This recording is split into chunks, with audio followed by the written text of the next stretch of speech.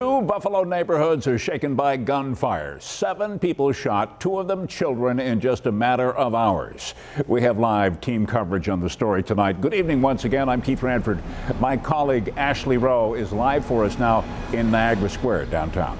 Keith, we have been closely following the rise in gun violence this year. Tonight, we update you on 2 serious shootings and the troubling trends we have been seeing so far this year. We begin with what began at 7 o'clock last night. According to police, a man entered JFK Park on Hickory Street and started shooting. 4 people were shot, including 2 boys, just 8 and 14 years old. The others were 2 young men, 21 and 24 years old. And then around 5 this morning, police responded to a home on Ashley Street, just off of Broadway, where they found the bodies of 3 people shot to death inside. They are calling this a targeted shooting. There has been an increase in fatal crime in Buffalo this year, and the numbers prove it. Take a look at this. There was a drop in homicides in 2019, but that number shot up to 63 in 2020. That's a 34% year-over-year increase. Now I want you to put your attention to this year's number. 40 homicides so far, not including the Ashley Street homicides from this morning, and there are still 6 months left of 2021. And there is more troubling data beyond the homicides. Shootings, gun arrests, they're all up. Tonight, 7 Eyewitness News reporter Olivia Proya explores why this is happening and what's being done to curb this gun violence.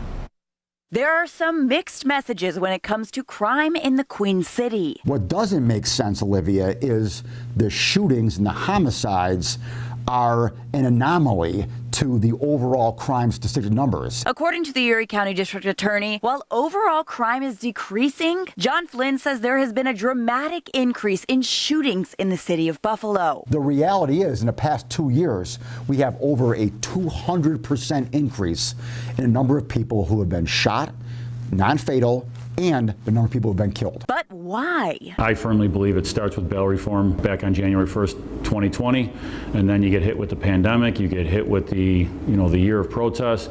It's a multitude of things. Both FLYNN and Deputy Police Commissioner Joseph Gramalia say the pandemic-induced loss of community policing is contributing to the increase as well. There's a lot of violence interruption work done by the city, done by the peacemakers and SNUG and various other organizations.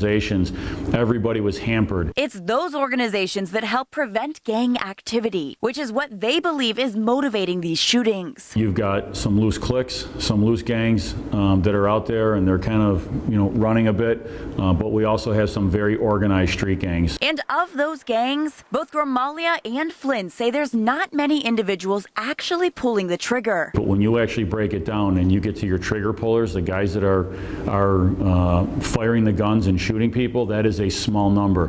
They are absolutely responsible for the lion's share of the shootings that we're seeing. So if it's a small group of individuals committing all of these crimes, why is it such a challenge to make arrests and get them into the court system? Because no one talks.